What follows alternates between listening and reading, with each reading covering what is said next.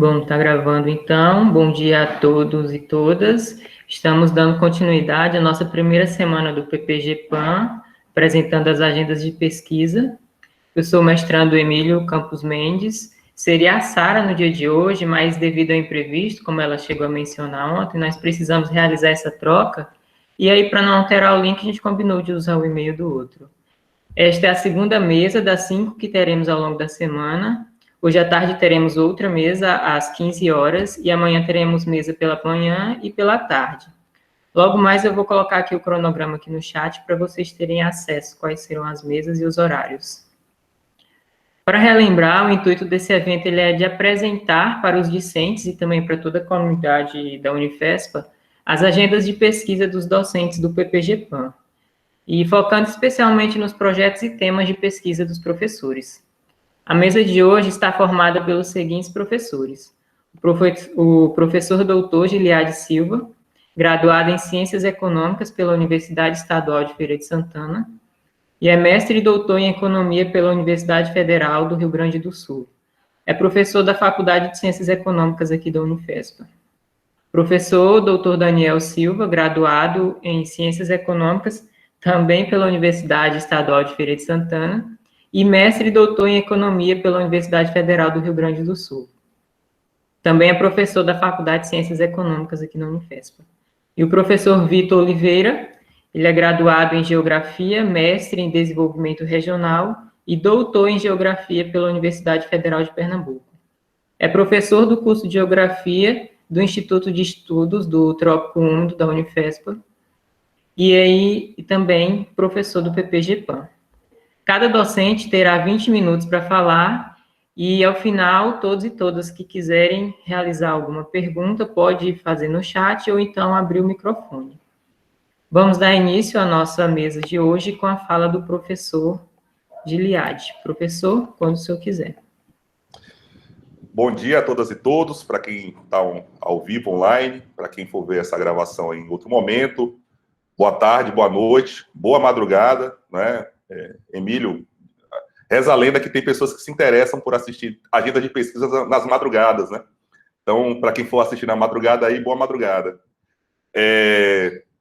Para mim é uma enorme honra, enorme prazer participar desse espaço, porque eu imagino que essa seja, de fato, a grande missão dos programas de pós-graduação, sobretudo desses programas que estão em universidades interiorizadas, em universidade de periferia, que é exatamente a ideia de tentar aproximar as iniciativas de pesquisa.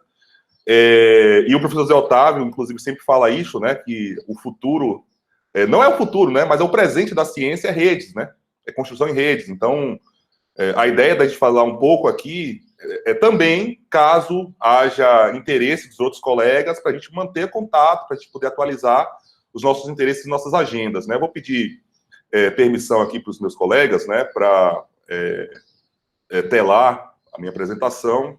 Queria também dar aqui meu bom dia, né, ao professor Daniel, ao professor Vitor, né, que vai entrar também, e bom dia aí ao professor Rafael, nosso exímio coordenador, né, o grande timoneiro desse programa de pós-graduação tão ousado quanto é o PPG-PAN. Não sei se vocês conseguem ver. Tentei aqui fazer algo que me organize.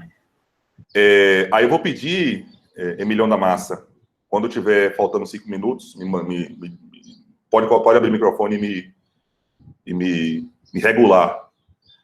Vocês conseguem ver a apresentação? Sim, está mostrando. Pronto. Então, gente, a gente está, né, nesse evento do nosso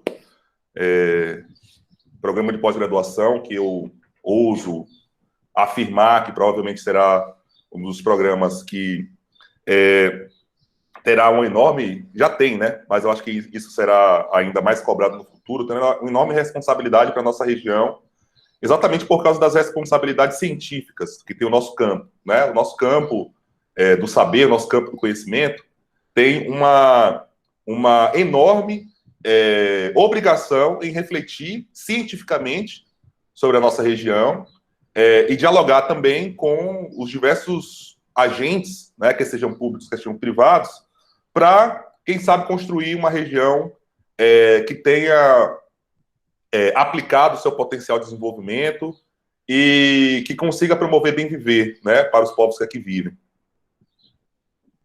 Então, como fui apresentado, né, eu sou Giliade, eu sou professor do programa de pós-graduação, nosso PPG-PAN, sou professor também do curso de graduação de Ciências Econômicas, e vou apresentar um pouco quais são os meus interesses de pesquisa mais recente e no que eu estou atualmente engajado, né? Eu acho que se a gente fosse listar tudo que nos interessa, a lista seria gigantesca, mas eu tentei talvez colocar mais as coisas que eu estou engajado atualmente do que necessariamente as listas de elementos que me interessam, né? Então aqui tem os três grandes blocos, né? Por alguma razão desconfigurou aqui, mas tem os três grandes blocos de interesse, né? Que é um bloco primeiro sobre macroeconomia regional, o segundo bloco sobre a indústria da mineração, né? A indústria minerária, e um terceiro grande bloco que é uma discussão sobre concorrência, formas de rendimento e a sua manifestação aparente enquanto apropriação, né? Sobre a questão do debate de macroeconomia regional, né?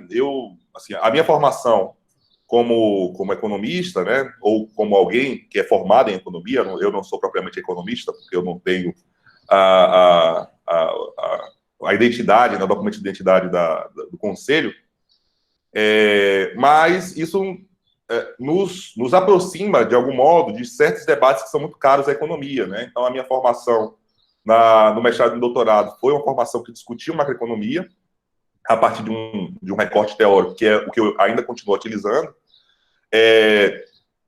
E dada a dinâmica, né, de atuar na região amazônica, no estado do Pará, esse recorte na economia, né, que é o recorte de estudar variáveis agregadas, né, variáveis econômicas agregadas, acabou me conduzindo, me convidando a falar sobre essas variáveis mais do ponto de vista regional, né? Então, esses são os três principais temas na macroeconomia regional que eu tenho trabalhado recentemente, não é? Que é um debate sobre as tabelas de recursos e usos, que basicamente é um instrumental que é utilizado para fornecer as informações da maioria das agregações macroeconômicas, e é o instrumental utilizado para tirar mais ou menos uma foto de como está a estrutura econômica do recorte territorial feito, né? Se é uma tabela de recursos e usos para a nação, é um recorte dessa estrutura para a nação. Se for para Estado, então é uma tabela de recursos e usos regional, ou true regional, né? Um outro instrumental que também é bastante útil na macroeconomia, que é a matriz de insumo-produto, que é uma modelagem que tem por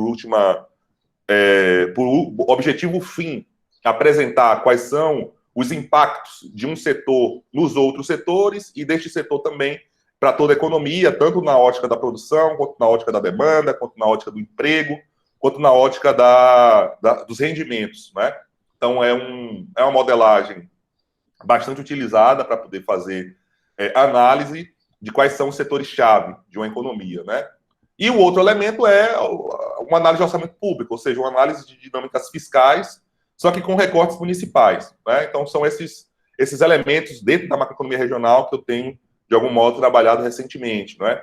Debate sobre economia minerária, sobre a indústria da mineração, alguns temas também que eu tenho trabalhado recentemente, né? Uma análise sobre a regularidade da indústria minerária, ou seja, o que acontece de modo regular, quer seja no Brasil, quer seja no Canadá, quer seja na Austrália, identificar esses padrões, né?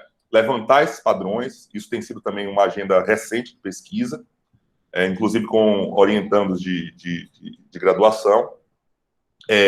Um outro debate também que eu tenho feito dentro desse cenário é exatamente o recorte para o royalty de mineração, né? Ou seja, para a CEFEM, que é o principal instrumento de royalty de mineração no Brasil.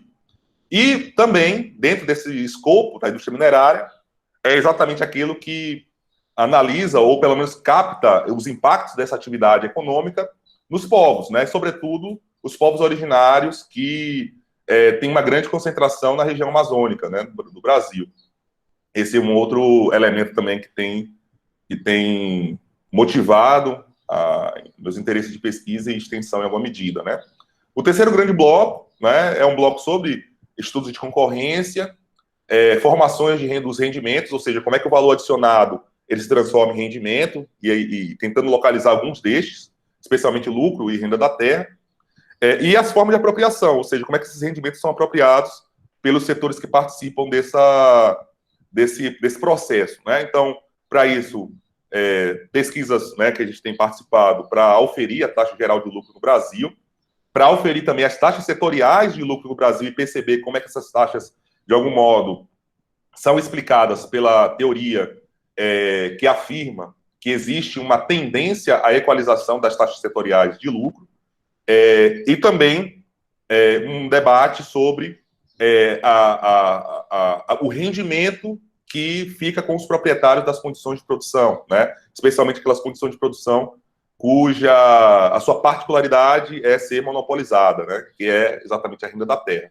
Então, esses têm sido os 3 grandes blocos que me motiva atualmente a pesquisar e a refletir um pouco a respeito, né? Então, sobre o debate de macroeconomia regional, a gente está aqui na Unifespa, basicamente organizando esse debate a partir do Laboratório de Contas Regionais da Amazônia, que é um laboratório, né, econômico que busca produzir dados econômicos, dados agregados, né, mas obviamente para recortes regionais, e que tem alguns colegas que também fazem parte desse laboratório, e tem vários estudantes que também fazem parte desse laboratório, né?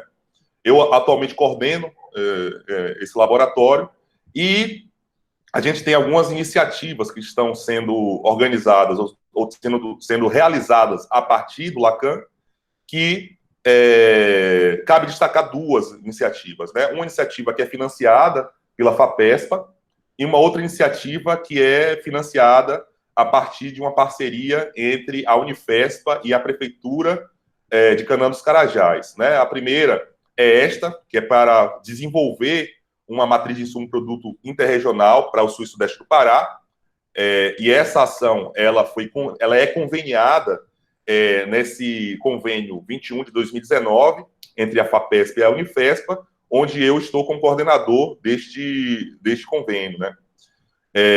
E a segunda ação, né, que eu tinha comentado, é uma ação para colaborar com a produção de subsídios para a formulação de política pública para o município de Canaã dos Carajás, né? Aqui eu atuo como colaborador, e temos também um professor do curso de economia que coordena essa ação, que é o professor Lucas Rodrigues, né? Sobre essa primeira ação, né, a gente tem um grupo relativamente grande fazendo parte dessa iniciativa, onde eu estou como coordenador dela, que é exatamente a ideia de tentar construir uma tabela de recursos e usos para o estado do Pará, né? Então essa vai ser a primeira vez que uma universidade de interior do Brasil faz essa construção de tabela, né? E é possível dizer ainda mais, né? É a primeira vez que, de fato, uma universidade faz a construção desta tabela. Normalmente, quem faz a construção dessa tabela, ou dessas tabelas, né, porque não é apenas uma, são algumas tabelas, quem faz a construção dessas tabelas, normalmente, é uma sucursal ou uma parceira do IBGE, né? Normalmente, cada estado tem uma parceira do IBGE, e normalmente quem faz essas tabelas, exatamente essas instituições parceiras, né? Então, pela primeira vez, a gente vai ter uma universidade liderando este processo de construção das tabelas de recursos e usos para um estado, né? Que nesse caso está sendo aqui a Unifespa, né? Tem eu como coordenador, tem o professor Maurílio também como colaborador, o professor Daniel, que está nessa mesa também como colaborador, o professor Lucas, o professor Zé Estênio, o professor Jarbas. Todos esses professores são do curso de economia, e alguns deles também são do PPG-PAN, menos o professor Lucas, que eu coloquei aqui de modo equivocado. O professor Diego, que é o professor do curso de Engenharia de Computação, e tem nos auxiliado a exatamente tentar fazer um processo de padronização, tabulação dos dados, ou seja, ele é um cientista de dados, né? E como a gente está trabalhando com dados de várias fontes, várias bases de dados, e alguns dados que têm uma quantidade gigantesca de variáveis e de informações ali dentro, né? Porque algumas bases de dados, a gente trabalha com microdados, então você tem uma quantidade gigantesca de dados. A gente resolveu convidar esse professor, que é cientista de dados, para fazer parte também dessa equipe, né? A gente tem os mestrandos do PPG-PAN também fazendo parte, né, que é a Wanda e tem o Emílio, e temos também 12 bolsistas de graduação, né, entre remunerados e voluntários, né, tanto os cursos de ciências econômicas quanto de engenharia de computação, né. Então, esse processo é um processo bastante interdisciplinar, de passagem, né. Então, fundamentalmente, a nossa ideia é elaborar essas 3 tabelas, né, uma tabela que vai identificar, em última instância, qual é a oferta de bens e serviços do Estado do Pará, uma segunda tabela que vai identificar qual é o uso feito desses bens e serviços produzidos no Estado do Pará, né? Então, a partir tanto do elemento do consumo intermediário quanto da demanda final, e também uma outra tabela para identificar os componentes do valor adicionado, ou seja, identificar os componentes que vai informar sobre os rendimentos dos trabalhadores, rendimentos dos capitalistas, rendimentos do Estado, etc. Né? Ou seja, uma tabela que vai conseguir desagregar ou informar de modo minimamente desagregado as diversas formas de rendimento para o Estado. Né? Então, nós estamos elaborando, né, desenvolvendo essas tabelas a partir desta organização, né, sendo que a primeira tabela de recursos e bens e serviços, tabela de recursos de bens e serviços, vai ter por objetivo exatamente indicar qual é o valor da produção, indicar os dados sobre a importação do resto do mundo, que é realizada pelo Estado do Pará, e a importação do resto do Brasil, né, ou seja, a importação interestadual, que também é realizado pelo Estado do Pará, né? Aí adiciona-se isso às margens, os impostos, nós temos, então, a informação da oferta do Estado do Pará, né? E, dada a identidade entre oferta e demanda, né, que é suposto para a construção dessas tabelas, né, a tabela de usos, ela tem que ter uma igualdade entre a tabela de recursos, e na tabela de usos a gente tem informações de consumo intermediário, né, que é basicamente o consumo da matéria-prima, dos insumos para a produção dos itens, né, que é o consumo, enfim, o chamado consumo produtivo, né,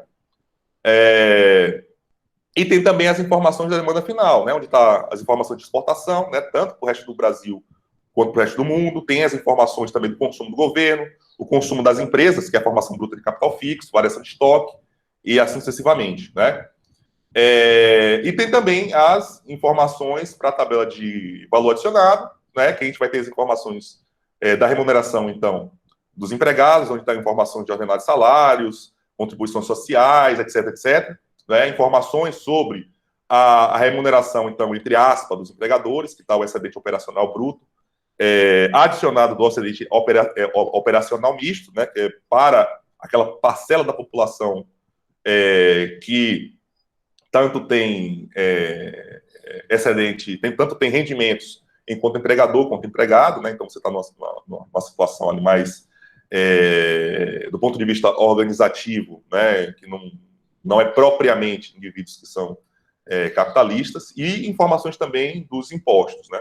Então, a ideia da execução do trabalho nosso é exatamente elaborar essas informações para o Estado do Pará durante o ano de 2017.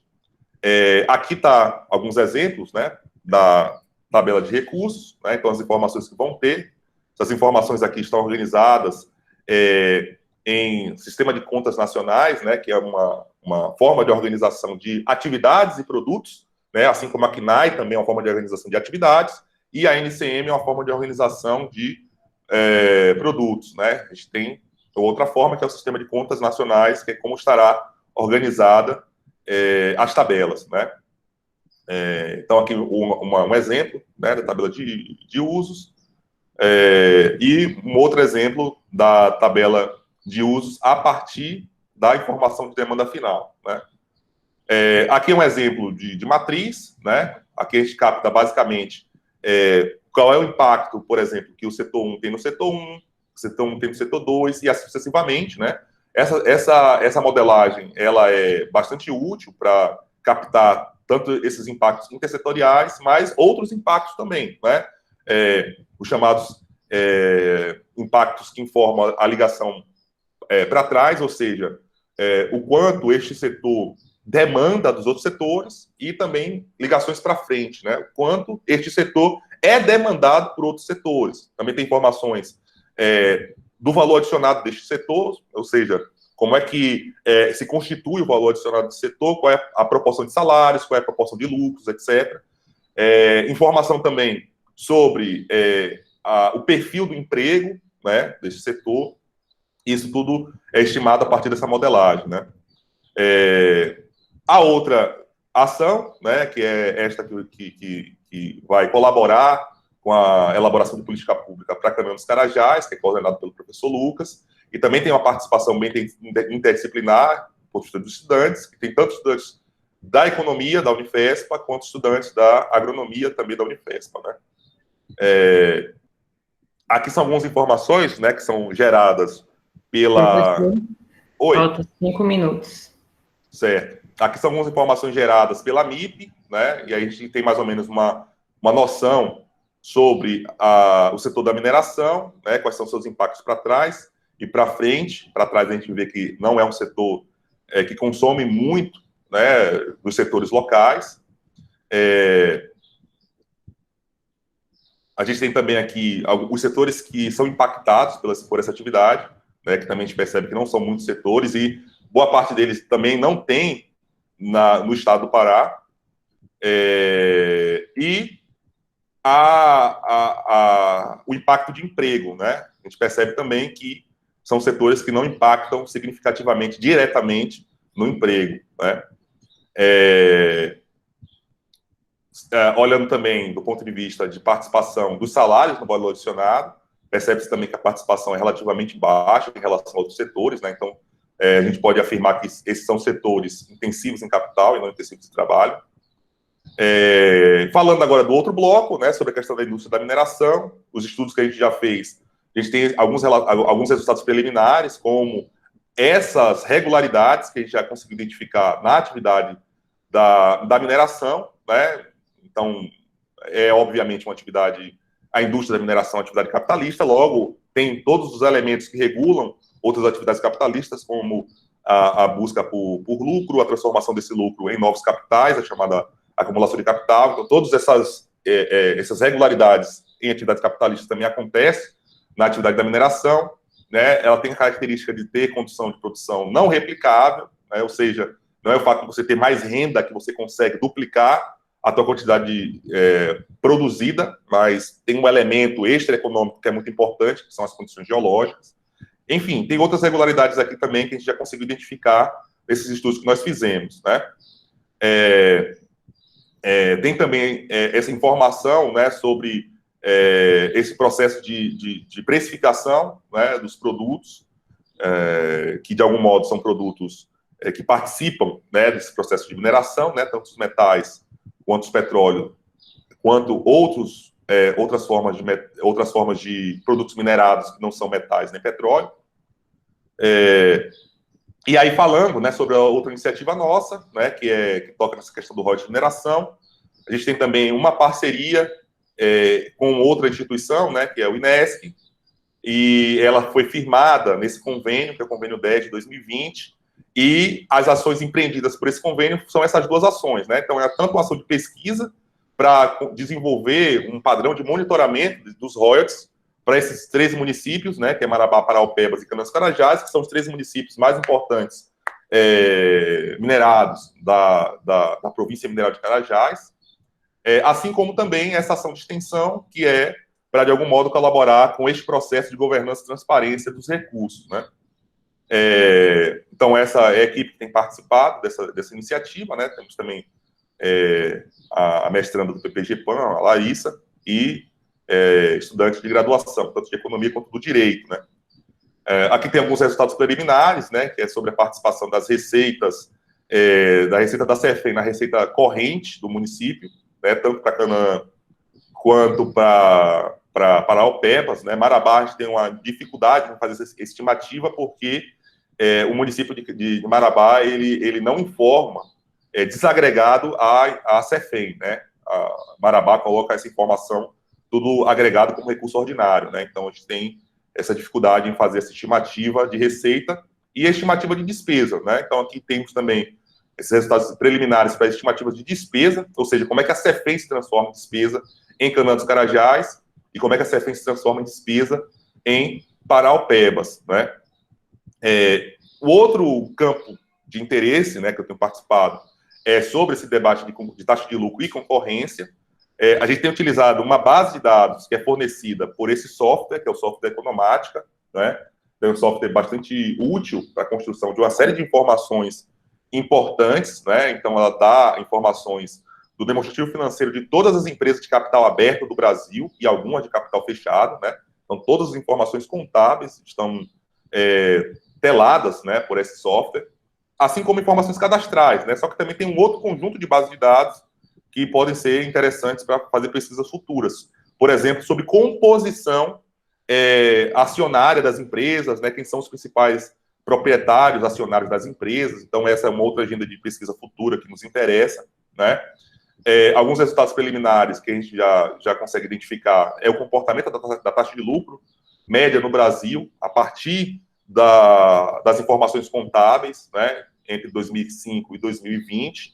A gente tem esse comportamento aqui que, a partir de 2010, tem uma tendência de queda do indicador de rentabilidade, né, tanto o indicador de rentabilidade sobre o patrimônio líquido, que essa informação é azul, quanto o indicador de rentabilidade sobre o capital investido, que é essa aqui em laranja, né. A gente tem também uma perspectiva de um comportamento oscilante em torno da média, né, das taxas setoriais de lucro, que está de acordo com a teoria que nós estamos em reflexão, né? Então, são alguns resultados preliminares também dessa pesquisa que nós estamos trabalhando, certo? Então, gente, é isso que tem sido mais ou menos o nosso foco de interesse recente, e eu queria, de fato, agradecer por essa possibilidade de dialogar, né, com todos nós aqui, e interessado também nos debates mais à frente, tá certo? Muito obrigado aí, gente. Obrigado, professor Gil. Agora damos a palavra ao professor Daniel. Professor Daniel.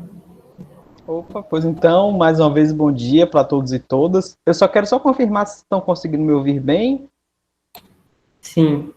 Ok. Então, em primeiro lugar, quero agradecer pelo convite, né, de poder estar participando aqui desse evento, aproveitar aqui e parabenizar o PPG-PAN, na figura do professor Rafael, pela organização desse evento. A gente sabe que, como o professor Gil acabou de informar, a apresentação, o conhecimento das agendas de pesquisa é um momento muito importante, quando a gente pretende, né, construir espaços de diálogo. Então, assim, o professor Rafael, para quem não sabe, está de férias nesse momento, mas está aqui participando. Então, desde já eu quero aqui agradecer ao PPG-PAN pelo evento, em nome do professor Rafael, e também agradecer, né, nominalmente a ele por esse esforço, junto com o professor Sérgio, de coordenar esse programa, que apesar de tão novo, já é muito importante para a gente pensar essa nossa região, e já tem gerado bons frutos, né, pelas pesquisas, pela qualidade, né, das pesquisas, dos mestrandos, né, que agora estão se formando na nossa primeira turma, e por esses novos que estão entrando, né, e aí aproveito e já cumprimento aqui os nossos novos mestrandos que estão entrando no PPG-PAN, aqueles que estão entrando também como alunos especiais, e aqueles que, né, estão aqui para conhecer um pouco das pesquisas e que não fazem necessariamente parte, né, do programa, mas que estão aqui, né, para poder nos prestigiar com as suas presenças. Então, mais uma vez, eu queria agradecer a todos e todas. Aproveito também dizer assim, da minha felicidade de estar compartilhando essa mesa, na verdade, de fazer parte do PPG-PAN. Ingressei no programa há um pouco mais de um mês e meio, né, Rafa? Mais ou menos isso. Então, é um prazer muito grande estar fazendo parte do PPG-PAN, compartilhar aqui esse espaço com muitos camaradas que eu tenho um grande respeito, uma grande alegria, assim, de compartilhar. E aqui, especial, né, que estão aqui nessa atividade agora pela manhã, temos vários professores, então eu queria aqui destacar, né, o professor Zé Otávio, que conheço há um pouco mais já vou fazer quase 4 anos, Zé, ainda quando eu entrei na Unifespa, no concurso, e desde aquele início se demonstrou ser um grande camarada. Então é muito prazer estar compartilhando, fazer parte desse programa junto contigo. O professor Fernando Michelotti, né, que eu conheci um pouco depois que eu já estava na Unifespa, e que a gente tem compartilhado bons momentos de reflexão. Os demais professores, né, estou vendo que o professor Eudes também está aqui na reunião, e os demais também que ingressaram, o professor Marcos, enfim, não vou ficar citando nominalmente, porque são muitos professores e eu tenho muito prazer de compartilhar a participação desse programa junto com cada um deles, né? E também a felicidade de compartilhar essa mesa com o professor Giliade, o professor Vitor. O Gil foi meu veterano quando o Emílio foi apresentando, vocês devem ter visto, né? Nós fizemos a graduação na mesma universidade, mestrado e doutorado também, né? Nós dois somos baianos, e o Gil sempre foi uma grande influência, uma referência. Eu, como um calouro de economia, tinha sempre o Gil como uma grande referência, e por pouco ele não foi o meu orientador de graduação. O Gil vai lembrar que foi o colega da turma dele que se tornou o meu orientador, mas desde aquela época eu tenho muito prazer de aprender e de compartilhar muitos espaços com ele. Estar nesse momento compartilhando com o Gil é um momento também de muito prazer, muita alegria, e fico bastante feliz de estar aqui nesse espaço. Também o professor Vitor, que também conheço há pouco tempo, mas que também já tenho compartilhado muitos bons momentos e reflexões e diálogos. Então, é um enorme prazer estar participando aqui dessa atividade. Eu vou fazer uma apresentação, é uma apresentação, obviamente, que curta, né, pelo tempo que nós temos, mas que eu vou tentar, de alguma forma, apresentar algumas coisas que têm despertado, né, meu interesse a nível de pesquisa mais recentemente. Aí eu vou pedir licença para vocês para compartilhar aqui a minha tela.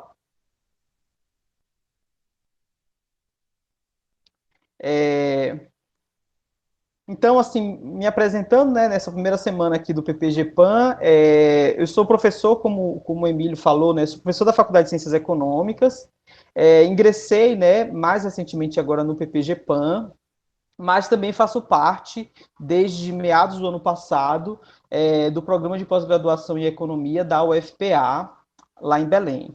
E um pouco do esforço da pesquisa, né, e aí na submissão, na entrada aqui do PPG-PAN, construir uma proposta de agenda de pesquisa para desenvolver.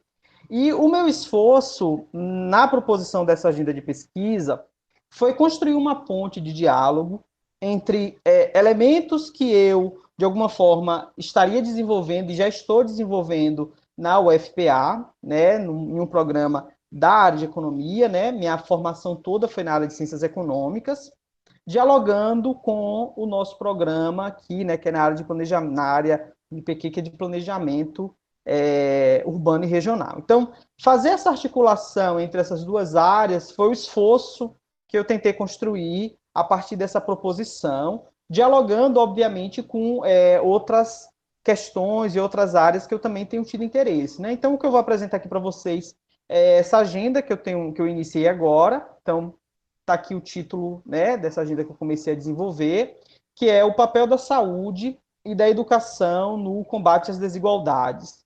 Esse é um tema, como eu falei, que é um tema recente de interesse, recente, sistematizado, assim, é recente, mas é um tema que passa muito pelas vivências que eu tenho tido nesses últimos 2, 3 anos, né? De maneira mais precisa, há mais ou menos 2 anos. Eu aproveito aqui para destacar a alegria também de ter visto aqui na reunião o Elias e o Maclen, que são 2 grandes colegas, amigos aqui que a gente já tem atuado, em uma atuação muito específica, né, que é no município de Canaã dos Carajás, com o PEPET, que é o Polo de Ensino, Pesquisa, Extensão, Tecnologia e Inovação, que é um polo da Unifespa em Canaã, e que tem como grande mote de atuação uma articulação entre educação, entre pensar a educação, entre pensar o sistema educacional, e aí uma educação vista de uma maneira mais ampla, então não apenas o ensino superior, mas a educação de uma maneira mais geral,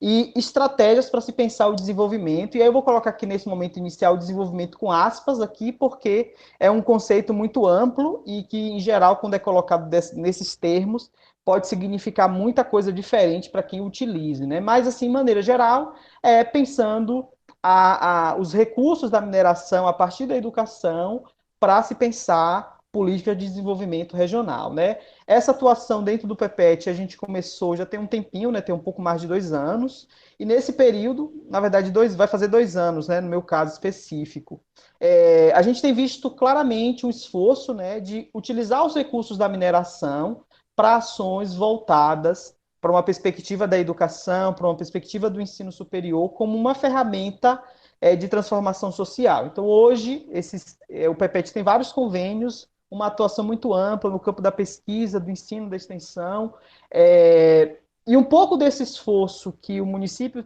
fez e tem feito me fez despertar um pouco mais para esse interesse de qual o papel que a educação faz, para além da atuação na formação pessoal de cada indivíduo, né? E aí a gente sabe que a educação ele tem um impacto individual, né? A pessoa que acessa a educação, ela vai ter possibilidades a partir da educação de acessar um conjunto de outras, como é que eu posso dizer, outras vantagens que geram para essa pessoa uma melhor inserção no mercado de trabalho, vantagens pessoais, mas para além dessa discussão de como a educação pode afetar pessoalmente os indivíduos, é pensar como a educação estruturalmente pode estar em diálogo com o processo de transformação mais amplo. Então, a educação surge nesse contexto, né? E também por fazer parte de uma instituição de ensino, então, de alguma forma, a educação sempre aparece como um campo de interesse.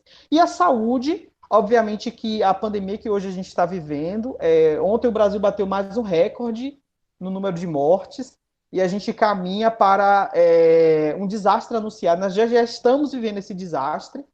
Triste percebemos que é um desastre anunciado. Há um ano atrás, se falava da possibilidade do Brasil ter 500 mil de mortos, e isso parecia uma piada para algumas pessoas, porque na boca de muitos não passava-se de uma gripezinha. Então, esse cenário da pandemia, que torna, por exemplo, esse evento de forma remota, trouxe uma nova preocupação, né? Como as políticas voltadas para o campo da saúde podem ser ferramentas importantes, mais uma vez, para além do impacto que a saúde pode ter no indivíduo, pessoalmente, como é que ela pode atuar de maneira estrutural. Então, estou mostrando um pouco desse contexto de como a educação e a saúde se tornaram, mais recentemente, áreas que eu passei a me interessar de maneira mais sistemática. E para articular isso com uma discussão que eu também tenho interesse, a ideia é pensar o papel dessas duas variáveis aqui, né, saúde e educação, no combate às desigualdades. E aqui, novamente, eu vou colocar desigualdades como desenvolvimento entre aspas, né, porque as desigualdades elas podem dizer muitas coisas e, por isso, às vezes não dizem nada. Então, eu vou tentar, nessa apresentação aqui curta, apontar um pouco desse caminho. Então, eu preparei uma apresentação curta e tentei explorar nessa apresentação 5 aspectos, né? Um pouco, aprofundando um pouco mais essa agenda, falar um pouco sobre o debate sobre a desigualdade, né? E em que agenda mais ampla eu tento me inserir. No segundo momento, eu vou aprofundar um pouco essas categorias que eu estou trabalhando nessa agenda. E aqui, obviamente, é uma agenda que eu iniciei mais recentemente, então, por isso tem muitos elementos que eu ainda estou aprofundando. Esse projeto tem bolsistas PIBIC envolvidos, alguns orientandos na área do mestrado também envolvidos, enfim, tem algumas pessoas que se envolvem, né, estão envolvidas nessa pesquisa, então, aqui ainda insights iniciais.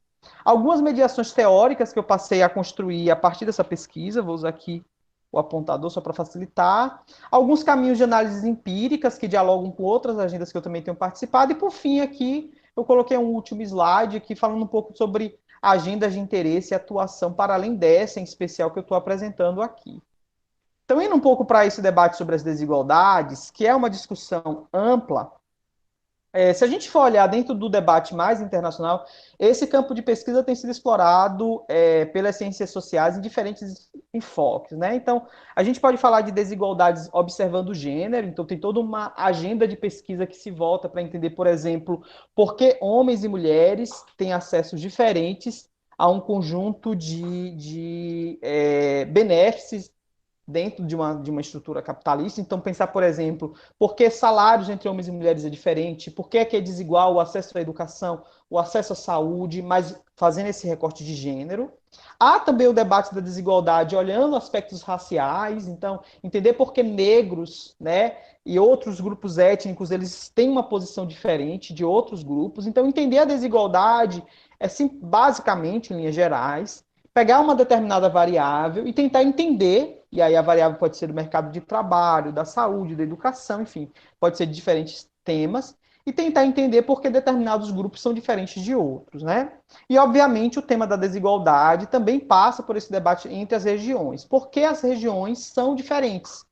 Então, tem sido explorado nesses diferentes enfoques. Mais recentemente, esse debate entre as desigualdades, né, entre as nações, e dentro das nações. Então, nesse caso aqui, a gente tem dois aspectos que são importantes, porque a desigualdade pode aparecer no sentido mais agregado, né? Por que é que o sul, né? O sul do planeta é mais pobre, é mais violento, tem taxas de mortalidade mais elevadas do que o norte. Então, a gente pode pensar essa desigualdade entre as nações, ou então essas desigualdades nas nações, nas regiões, que é um pouco disso quando a gente coloca, por exemplo, porque dentro do mesmo território a gente vai ter, por exemplo, grupos, homens e mulheres, indígenas, negros, brancos, né, diferentes. Então essa é uma discussão que tem sido trazida no debate internacional. Cita aqui alguns autores como Stiglitz, o Piketty, o Cingano, que são autores que vão trazer esse debate em um nível internacional, porque essa é uma preocupação que vários órgãos internacionais têm colocado, porque mais recentemente, aí tem alguns relatórios da OCDE, relatórios do Banco Mundial, relatórios do próprio FMI, que aponta como as diferenças, né, essas desigualdades entre as nações, dentro das nações, entre as regiões, dentro dos espaços entre diferentes grupos, tem gerado efeitos negativos ao desenvolvimento. E aí, obviamente, eu coloco, como eu disse, aspas para o desenvolvimento, porque eu acho que, pensando um programa como o nosso, né, que é o PPG-PAN, sempre que a gente fala de desenvolvimento, é importante que a gente faça esse destaque de que o desenvolvimento é um conceito muito amplo e que, por isso, quando a gente fala dos efeitos negativos ao desenvolvimento, caberia uma outra apresentação só para poder discutir aqui o que se chama de desenvolvimento. Mas há um consenso disso, né? Que desigualdades é um ponto importante e que as desigualdades elas precisam ser exploradas, já que elas geram efeitos negativos. E aí é uma visão um pouco diferente do que era colocado até, por exemplo, nos processos do pensamento, quando o pensamento neoliberal ganha força, que era as desigualdades pareciam ser algo positiva, né?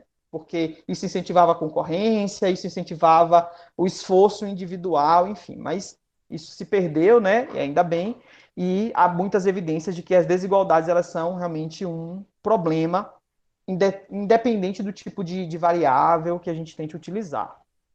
Então, dentro desse campo de pesquisa, eu, obviamente, dentro aqui do PPG-PAN, passei a explorar um pouco mais sobre essas desigualdades regionais.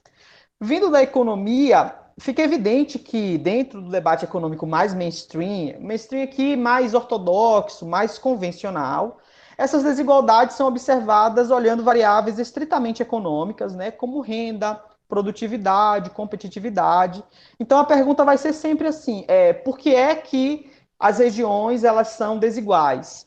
E aí o argumento mais econômico do mainstream vai dizer, elas são desiguais porque os níveis de produtividade são desiguais, ou porque os níveis de renda, e aí renda, pensando aqui também a produção, são desiguais, porque os níveis de competitividade são desiguais.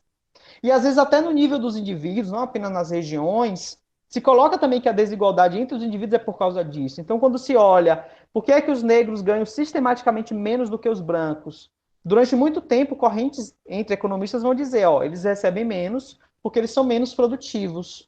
E elementos como a discriminação racial, a discriminação de gênero e outros elementos eram, em geral, colocados de fora, né? E aí fica essa pergunta.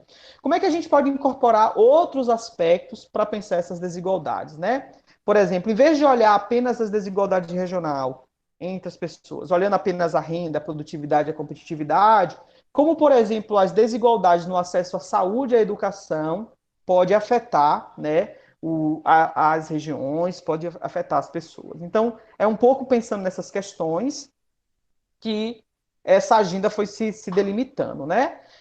Quais desigualdades na saúde e na renda são observadas entre as regiões e nas regiões, né? Como é que essas desigualdades são construídas historicamente? E de que forma essas diferenças repercutem em outros aspectos do desenvolvimento? Então, aqui só uma correção, não é renda, então só fazer aqui uma correção ao vivo aqui na apresentação.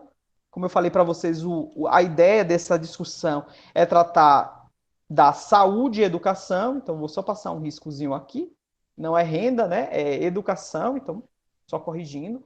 Então, como é que as desigualdades, essa é a pergunta que eu tento caminhar nessa agenda, né? Como é que as desigualdades na saúde e na educação, né, são observadas entre as regiões e nas regiões, né?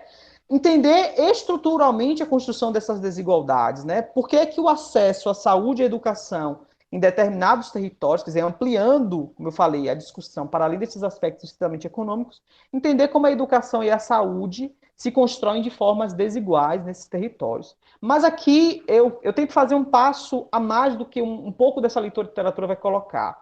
Em geral, essa literatura que analisa as desigualdades no campo da saúde e da educação, elas focam muito em aspectos estritamente individuais. Então, vai olhar por que os indivíduos têm acesso a níveis de saúde e educação diferentes. Então, aqui, obviamente, vai ter um esforço de se analisar de maneira mais histórica esse processo, e, além disso, tentar entender, e aí, né, dentro dessa agenda de pesquisa, como é que essas desigualdades no campo da saúde e da educação podem se repercutir em outros aspectos do desenvolvimento. E aí, mais uma vez, o desenvolvimento aqui entendido de maneira mais ampla e não apenas olhando para variáveis, né, ligados à economia apenas, né? Então, o esforço, então, vai ser dentro dessa agenda, e eu vou caminhando aqui por causa Professor, do tempo, né? 5 minutos. Obrigado. Em aprofundar um pouco essas categorias, né? Então, para aprofundar essas categorias, né, de saúde e educação, já se identifica, né, dentro da literatura que há um amplo debate sobre o papel da saúde e da educação. Então, essas discussões se colocam, né, sobre a saúde e a educação, só que há uma influência muito grande do pensamento do Amartya Sen, que, obviamente, para aqueles que são de algumas áreas das ciências sociais, esse nome pode ser um pouco mais conhecido, mas para aqueles que não são, pode parecer um nome novo, né, mas o Amartya Sen é um economista, né, ganhador do Prêmio Nobel, e ele, entre outras coisas, foi o criador do Índice de Desenvolvimento Humano. Então, ele é muito conhecido pelas suas contribuições, tanto na definição do desenvolvimento, como também para pensar essas categorias. Essa influência do pensamento do Amartya Sen acaba criando uma reflexão sobre a saúde e a educação que esquece, né, os elementos mais estruturais. Então,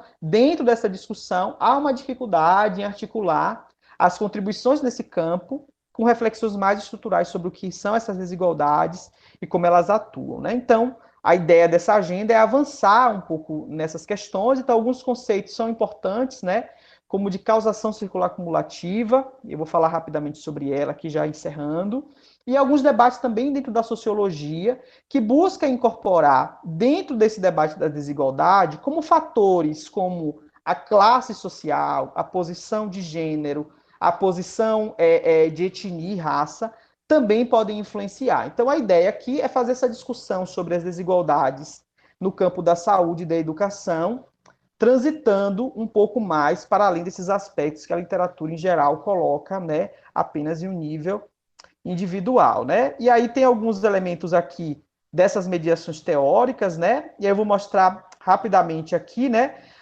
Esse quadro que eu construí aponta, por exemplo, como a posição socioeconômica dos pais, e aí aqui, como a condição de classe, a condição de raça, a condição, as condições estruturais de vida dos indivíduos, afeta de um lado a saúde e afeta do outro lado a educação. Então, como é que essas variáveis elas se interagem para se pensar essas estruturas de desigualdade aqui exploradas, né? Então, é um esforço que essa agenda tenta construir.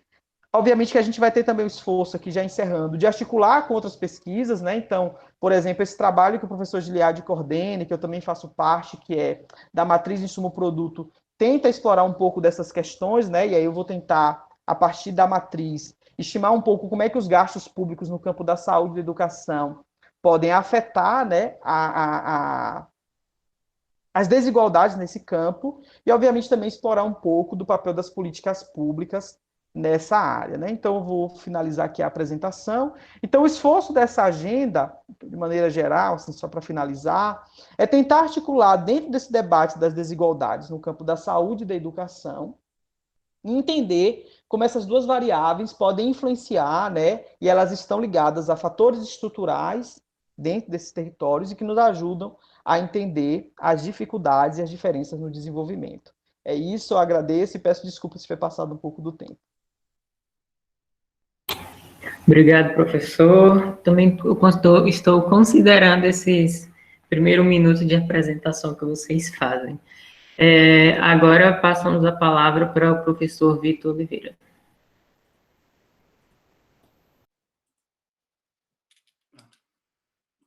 dia a todo mundo.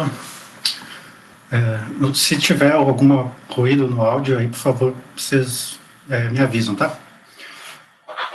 Bom, eu também agradeço ao convite, né, para estar aqui. Acho que é um momento importante da gente estar se conhecendo. A gente, né, os alunos, né, estarem nos conhecendo e nós também estarmos nos conhecendo, os professores, porque assim como o professor Daniel, eu também ingressei recentemente no programa, né, no início desse ano. Então, esse primeiro contato é relevante para a gente reconhecer o que os colegas estão trabalhando, né, pontos de convergência que nós podemos ter, né, e isso tem um peso importante tanto para a pesquisa, né, de cada um de nós, como para o próprio programa, né. Então, muito obrigado, espero encontrá-los em breve pessoalmente, né, presencialmente, porque acredito que, assim como os demais, já estamos todos nós, né, por aqui de isolamento, trabalho remoto e pandemia.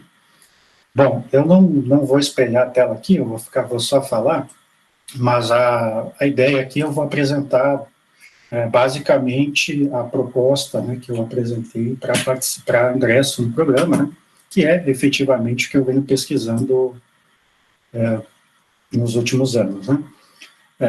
Como o professor Giliad e o professor Daniel falaram, né, que eles têm razão nisso, né, nossos interesses de pesquisa são inúmeros, né, e a gente tem sempre que fazer um foco, né, tem que fazer cortes para delimitar um foco. Trabalho, inclusive, que é bem traumático, né, para o mestrando, para o doutorando, né, e para o professor depois também, porque a gente às vezes quer pesquisar tudo e não pode, não consegue, não tem pé. Então, obviamente que eu tenho outros interesses de pesquisa também, né, inclusive o tipo de pesquisa que eu fiz no meu doutorado, por exemplo, né, que eu finalizei em 2017, eu me afastei um pouco recentemente, né, que era análise de política pública, construção de metodologia para análise de política pública, né, e estou dedicado mais a outras questões que eu já trabalhava à época, porém resolvi dar um protagonismo, né, de tempo, interesse, esforço recentemente, e é mais ou menos isso que eu vou apresentar aqui para vocês hoje. Bom, eu vou, como a gente não nos conhecemos, né, brevemente, né, a minha trajetória, eu sou geógrafo, né, graduado em geografia, e sou mestre em desenvolvimento regional, né, de um programa lá no Rio Grande do Sul, onde eu sou natural, né, muito semelhante, né, ao programa este que vocês estão ingressando agora, que tem várias características semelhantes, né, obviamente que esse foco na Amazônia lá não existe, né? Mas essa perspectiva, né, interdisciplinar, né, do diálogo entre várias ciências, né, dessas várias caixinhas que a gente faz para conseguir delimitar o trabalho, né, o ensino, a pesquisa, lá também, né, tem essa interação. Então, dos vários ensinamentos que eu tirei daqueles 2 anos, né, muito ricos, em 2011 e 2012, na Universidade de Santa Cruz do Sul, o principal, eu considero até hoje, que foi justamente essa interação, né, com pesquisadores, com colegas, né, de outras áreas, né, do conhecimento científico, né, e nós saímos da graduação muito convictos, né, de que sabemos compreender, né, determinados problemas e realizar determinadas pesquisas, né. E quando nós nos deparamos que outros colegas, né, de outras áreas veem aquele mesmo, enxergam, percebem, analisam aquele mesmo problema de outros ângulos, né, isso abre a mente da gente de uma forma ímpar, né, a gente consegue compreender que aquela caixinha que a gente formou lá na graduação, ela é uma parte, né, de um todo que é muito maior, que tem uma importância, obviamente, mas que não responde a tudo. Então, nos faz a gente dar um passo para trás e ver que a gente tem muito ainda a aprender e continua tendo a aprender, né? Então, eu considero isso muito rico mesmo, né? E eu fico muito feliz que vocês vão talvez ter essa mesma sensação, poder ter essa mesma sensação, essa mesma experiência que eu tive. Aí depois, no doutorado, voltei, né, para a área de geografia, apesar, né, da minha pesquisa de doutoramento ter também apesar da área, né, ser doutor em geografia, o que eu pesquisei foi, né, muito nessa perspectiva também de interface com outras áreas, né? Inclusive a orientação que eu tive, a orientação no exterior também, nem não foram geógrafos, né? Aí o doutoramento eu fiz já na Universidade Federal de Pernambuco, em Recife. Ingressei em 2018 na Unifespa, né? E agora no PPG-PAN. E justamente essa mudança para cá, né, me fez, né, me afastar um pouco do que eu pesquisava antes, não tanto, obviamente, na perspectiva do espaço que eu estava analisando, né, fiz várias pesquisas sobre o Rio Grande do Sul e sobre Pernambuco, trabalhei, inclusive, um tempo na Secretaria de Planejamento de Pernambuco, na Superintendência de Desenvolvimento do Nordeste também, mas muito mais nos métodos, né, de pesquisa mesmo. Então, o que eu estou realizando, né, desde que eu cheguei aqui, construindo muito devagar, né, e não só eu, com outros colegas junto dessa instituição, né, da Unifesp e de outras, né.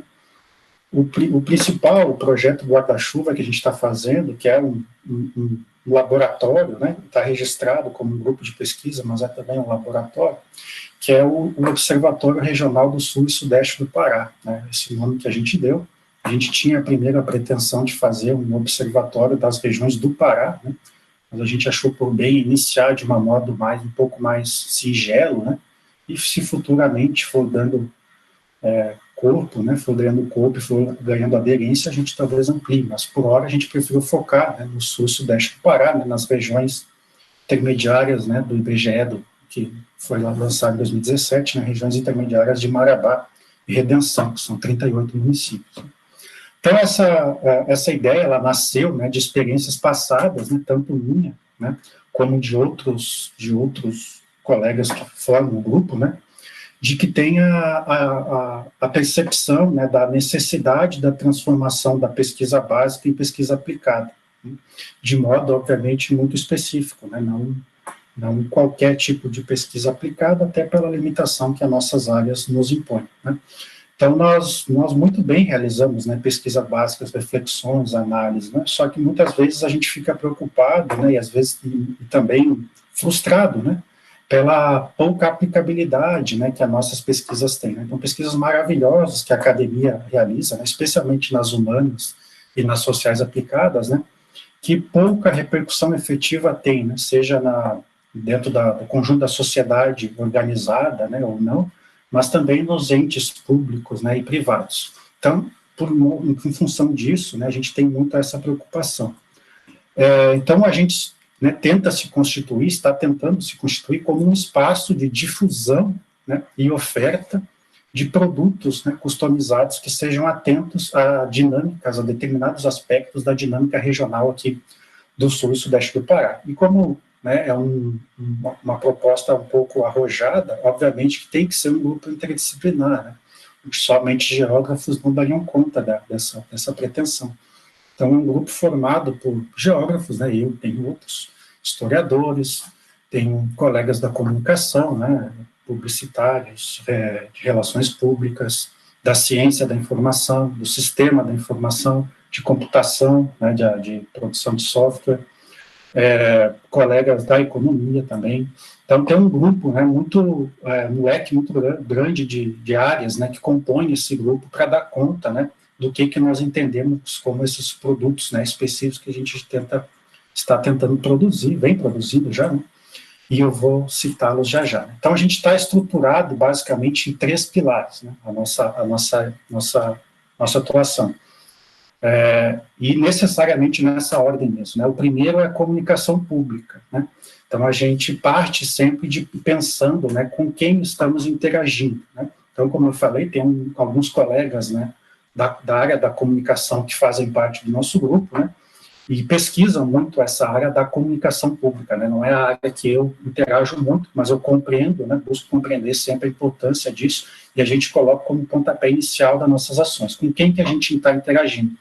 Porque a depender de com quem que a gente vai interagir, processos, produtos, mídias específicas, né, a gente precisa definir, determinar, né, utilizar, né? Não é a mesma coisa a gente conversar com um movimento social e conversar com uma grande empresa. Então, existem, desde a gramática diferente, enfim, tudo é muito diferenciado, apesar de talvez o problema ser semelhante, mas, né, todo o processo, tudo é distinto. Então, a gente parte da comunicação pública. Outro elemento que a gente parte também, né, posteriormente a isso, é a solução de problemas, né? A gente compreende que a ciência avança muito nessa proposta de solução de problemas, né? Isso vai ser, com certeza, vai tirar o sono de vocês aí, pelo menos durante o próximo ano, né? Que é, qual é o problema de pesquisa de vocês, né? Então, do mestrado de vocês. Então, a gente parte muito disso, né? Bom, a gente já definiu com quem que a gente está interagindo, com quem que a gente quer dialogar. Qual o problema que esse grupo, né, que esse grupo social, esse grupo do Estado, enfim, tem, para a gente, né, aí, a partir daí, propor soluções específicas, né, e não generalizadas para aquele problema. E aí, né, por fim, né, o terceiro pilar, que é a aplicação, efetivamente, do que a gente está pensando, né, de como resolver esses problemas, é a partir de data science, né, de ciência de dados, né. Então, a gente aplica algumas técnicas de ciência de dados para coletar, sistematizar, interpretar e disponibilizar, né, as informações, né, os produtos que nós produzimos, né, tendo em vista esses dois aspectos anteriores que eu citei. Então, como a gente se preocupa muito com essa ideia da aplicabilidade, né, da ciência básica, né, a gente se preocupa muito, obviamente, compreender, né, o passado e o presente, mas também mira, né, o futuro, né, de o que fazer, né. Então, a gente parte muito do o que está acontecendo, o que aconteceu, mas também o que poderá acontecer, o que precisa ser feito, né, porque essas são muitas vezes as perguntas, né, que a comunidade precisa, né, de respostas, e muitas vezes a universidade se furta dessa responsabilidade, né. A pandemia da Covid-19 agora, por exemplo, nos colocou muito nessa situação, né. A gente, né, com o horror que está acontecendo, né, a sociedade olhou para as universidades, isso no mundo, né, e aí, qual é a resposta que vocês nos dão, né, o que a gente precisa fazer, né. Então, a gente precisou, né, olhar para o que a gente já tinha para definir o que a gente poderia fazer, né. Então, um pouco nessa perspectiva, né. Então, por isso, né, que a gente precisa de um grupo interdisciplinar, que quando a gente fala de ciência de dados, a gente está falando de um aspecto muito amplo, né, como eu falei antes, que uma área específica não daria conta, né.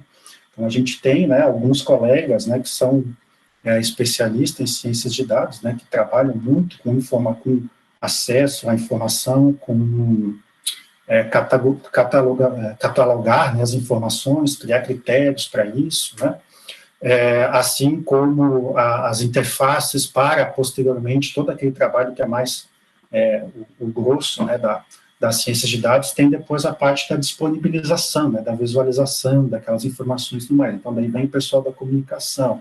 Aí os problemas, como estamos falando de problemas que são de ordem regional, né, aí vem aí os geógrafos, os historiadores, os economistas, para dar esse corpo aí da ideia dos problemas, né. Então, por isso que a gente precisa desse grupo interdisciplinar trabalhando, né, dentro dessa ideia do observatório. Então, a gente tem uma abrangência espacial, como eu falei, do sul e sudeste do Pará, e temática, né, a gente está partindo, né, de algumas temáticas, né, como as possibilidades são inúmeras, imensas, né, infinitas, né, a gente definiu, principalmente para os próximos anos, né, algumas metas, né, que é trabalhar dentro do espectro econômico, social, ambiental e político, e algumas, né, obviamente, alguns aspectos dentro dessas temáticas, né. Então, de economia, por exemplo, a gente está trabalhando com informações de comércio exterior, né, então a gente já tem sistematizado todas as interfaces já desde 1997 até fevereiro, né, desse ano, de 2021, já tem também desde 2012 até 2019 os dados da RAIS, né, que deu o relatório anual de informações socioeconômicas, que é emprego, né, basicamente emprego, estabelecimentos, e também da CAGED, que é a mensal, então desde 2012, ainda, isso a gente está indo, né, como essa base de dados é um pouco mais complicada, a gente está indo ano a ano, né, então cada ano que a gente vai para trás, a gente encontra alguns probleminhas que tem que ajustar, isso leva um pouco de tempo, mas a ideia é a gente voltar até 1985, que é o dado, né, mais antigo que tem, né. Aí outros aspectos que a gente está trabalhando da economia. Aí existem, né, dentro do social, ambiental e político, alguns recortes também que a gente está fazendo para para trabalhar, trabalhar dentro dessa perspectiva. E essas interfaces, elas já estão prontas, né, algumas delas, e a gente está só fazendo e apanhando um pouco a sistematização para colocar no site, né? A gente está produzindo o site, mas está apanhando um pouquinho para disponibilizar lá, mas acredito que nos próximos meses, aí, pouco, 1 ou 2 meses, já esteja disponível. Bom, e um exemplo, né, do que a gente está trabalhando, que a gente, inclusive, se apressou um pouco para disponibilizar, que é justamente, que é um trabalho um pouco mais singelo, mas tem uma importância grande, então por isso que a gente preferiu lançar logo, né, em abril ainda do ano passado, que é um painel sobre as informações da Covid-19 aqui na região, né. Então ela tem esse aspecto da comunicação, né, a gente tenta comunicar com a sociedade regional, né, e com os gestores públicos, especialmente, né. O problema é justamente, né, o monitoramento da pandemia aqui na região, porque a gente tem, né, muitos sites por aí, né, de Globo, enfim, que trazem uma análise mais geral, né, do país, ou mesmo do estado, e a gente se propôs a fazer isso aqui da região, né. E tem, né, muita ciência de dados ali atrás, né, então, um robô que fica buscando as informações diariamente para nós, né, então tem uma velocidade muito grande da geração de dados, né, todos os dias é atualizado, uma variedade muito grande de informações, a gente começou com poucas informações, basicamente só casos de óbitos, hoje a gente já traz muito mais informação, né, de síndrome respiratória aguda grave, óbitos, e mais recentemente a gente colocou também a vacinação, né, que é um dado que é mais recente, então tem, né, ali muita aplicação de ciências de dados para conseguir dar conta dessa velocidade que esses dados são gerados, né, e do volume também, né, porque é muita informação, né. Essa base de dados mesmo da vacinação é imenso, é gigantesco. E vai ficando maior, né, cada dia que são vacinadas mais pessoas. Então, dentro desse aspecto desse observatório, né, a gente está realizando esse tipo de atividade que tem, né, um pouco de um caráter mais extensionista. Dentro dessa mesma perspectiva, né, a gente está realizando um projeto de pesquisa que surgiu, né, em função de uma chamada, né, que o professor Giliardi e o professor Daniel colocaram anteriormente, né, dentro do trabalho deles, né, da Prefeitura de Canaã dos Carajás, né, em que a gente propôs, né, realizar uma pesquisa que se chama Planejamento para o Desenvolvimento Regional em Canaã dos Carajás, daí a aplicação de data science para a convergência das políticas públicas, né, do município, visando a diversificação regional, né, que era a perspectiva do município, né, dentro das demandas deles. Então, a gente coloca, né, ali a aplicação, né, muito de técnicas de análise regional, né, e aí desde técnicas aplicadas mesmo, né, de coeficiente locacional, coeficiente de especialização, de concentração, coeficiente de associação geográfica. Então, a gente já fez, né, todas essas análises, muitas delas exploratórias, né, a gente desconsiderou muitas, porque a gente estava vendo efetivamente quais, né, que nos davam melhor condição de responder ao nosso problema. Professor, 5 minutos. Tá certo. Então, a gente aplica muito as técnicas mesmo, mas também a concepção, né, do que a gente compreende de desenvolvimento para aquela realidade, né, como foi colocado antes, essa palavra desenvolvimento carrega muita informação e muita contradição, então tem que ser bem delimitado o que a gente está querendo dizer por isso. Então, a gente foi, né, nos muitos clássicos, né, do desenvolvimento regional e pensou uma ou outra concepção para formular uma perspectiva que atendesse ao problema colocado por esse ator, né, por essa prefeitura. E aplica, né, ciência de dados para conseguir fazer isso. Então, todos esses mecanismos, né, de análise pretérita, né, para intervenções futuras é possibilitada pela data science, né, pela ciência de dados. Então, todas as análises de correspondência, análise fatorial, regressão, enfim, tudo a gente está fazendo por isso, e também, né, as técnicas de análise regional, né, que eu tinha falado antes, também a partir da ciência de dados, né, e eu considero, como eu já fiz isso anteriormente, né, há anos atrás, de um modo um pouco mais mecânico, mais manual, seria com certeza impossível fazer esse monte de análise exploratória se não fosse com essas técnicas, né? Ou seria, mas num tempo muito maior, muito mais desgastante, né? Então, essas técnicas possibilitam para nós, né, esse tipo de trabalho. E aí, por fim, né, e aí para finalizar, né, dentro dessas concepções, o que eu venho trabalhando, venho fazendo uma reflexão de uma ordem mais epistemológica mesmo, né, para além dessas aplicações técnicas em si, né, se questionando um pouco, né, de como a ciência de dados, como a Big Data, né, tem tensionado os paradigmas dentro das ciências humanas e sociais. E aí, né, partindo de algumas concepções, obviamente, né, uma delas é a tentativa, né, o cuidado, né, de não cair nas velhas panaceias que a gente tem muito dentro das ciências humanas e sociais, né. Então surge um determinado conceito, ele entra na moda e todo mundo acha que aquilo ali vai responder tudo, né. E as ciências de dados de certo modo, uma questão da moda, ele está meio que na moda, todo mundo está falando de ciência de dados, né, como se respondesse tudo. Então a gente está questionando um pouco isso, de tentar ter esse cuidado de que, ok, é muito importante, porém não responde tudo, né, e tem as suas limitações, porém nós, das ciências humanas e sociais, não podemos nos furtar dessas técnicas, desse mecanismo, dessa reflexão, porque elas são presentes, elas estão todo no nosso dia a dia, estão direcionando nossos gostos, nossas práticas, nossas ações, né, e a gente pode ou ficar alheio a isso, ou fazer uso com cuidados. Então a gente está nos colocando nessa perspectiva de pensar, né, como as ciências humanas, né, pretendem se colocar, e sociais, né, se colocar dentro dessa perspectiva, né, para oferecer, né, possíveis soluções para essa sociedade que é cada vez mais dinâmica, né, e as potencialidades que a ciência traz justamente nos possibilitam fazer essas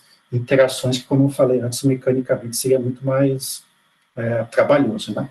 Então, é um pouco por aí que eu estou trabalhando, né, dentro da extensão, pesquisa, dentro dessa perspectiva um pouco mais de reflexão mesmo acadêmica, epistemológica. Obrigado.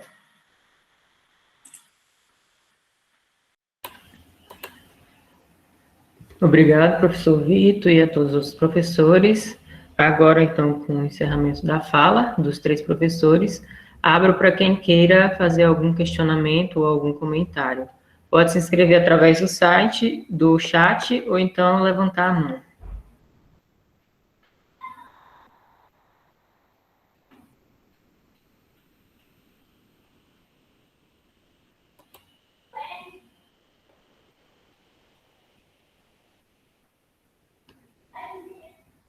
Professor Zé Otávio, pode ficar à vontade. Bem, bom dia a todos e todas. Eu não queria ser o primeiro a falar, mas eu queria inicialmente registrar a minha profunda alegria, eu até diria mesmo entusiasmo, de ver, de ouvir as propostas de pesquisas do Daniel, do Gil e mesmo do Vitor, que eu estou conhecendo hoje, né? Muito prazer, Vitor. E seja bem-vindo à equipe. Como eu conheço menos as suas pesquisas, eu gostaria de me dirigir mais, mas você pode também comentar, fazer comentários, evidentemente. Em primeiro lugar, parabenizar o Gil, né? O professor Gil, pela sua agenda de pesquisa, né? Eu me lembro, Gil, que há mais de uma década atrás, o Banco da Amazônia pagou quase 5 milhões de reais, na época era talvez 10, 15 milhões de reais, para uma consultoria da FGV, para fazer esta matriz que você hoje está fazendo com 1 milhão de reais, 1,5 milhão, 2 milhões de reais, né? E fazendo localmente, né? Eu fui para a apresentação lá no Banco da Amazônia desta matriz e na prática, o que a consultoria da FGV apresentou foi a estruturação das fórmulas das matrizes necessárias a processar os dados, mas não apresentou o produto de usos, né? De fontes e usos. E foi uma festa, todo mundo achou bonito, pagou, foi embora, né? E até hoje a gente nem sabe, nem viu onde é que ficou na prateleira. Então, eu gostaria e você, com pouco tempo que você teve, mas você passou rapidamente, comentou talvez em alguns segundos, que já está tendo algumas conformidades dos dados com as suas hipóteses e com a sua teoria. Se você pudesse discorrer um pouquinho mais, eu achei super interessante esse fato, quer dizer, uma pesquisa tão nova já está tendo seus frutos, né? E, Daniel, eu também quero lhe parabenizar e dizer até mesmo que eu fico muito orgulhoso, né, de ser professor de uma universidade com um professor tão jovem. Não é que o Gil não seja jovem, né? Mas quando você disse que ele ia ser seu orientador, já dá para ver que tem alguma diferença de idade, mas o Gil é muito jovem também. É que você é jovem demais, Daniel. Vamos dizer assim. E o orgulho, né, de ver como nós temos nos nossos quadros um professor que... Deixa eu fechar aqui a janela, por causa de uma obra aí do lado. Um professor que está enfrentando a questão das desigualdades, né?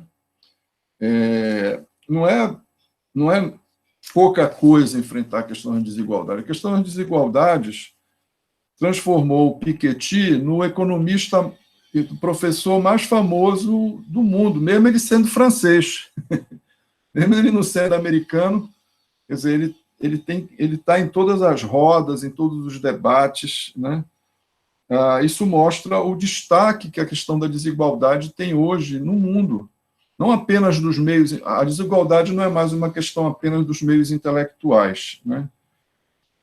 Isso dá a dimensão da grandeza da sua agenda também, Daniel.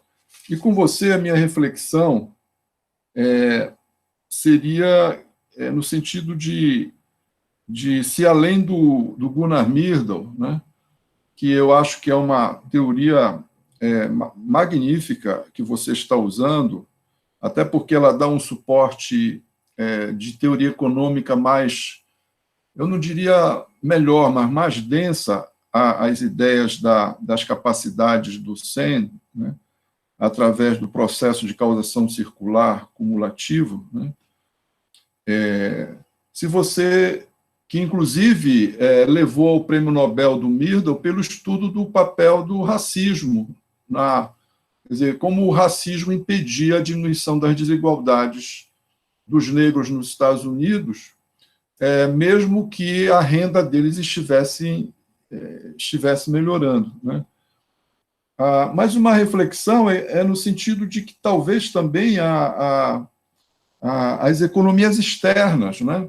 A questão das externalidades, porque educação, saúde, e é um conceito muito rico de muitos autores. Você mesmo assim, não mencionou, mas está usando o Stiglitz, que é o prêmio Nobel pela utilização de uma discussão de economias externas em função das diferenças de informação, assimetria da informação.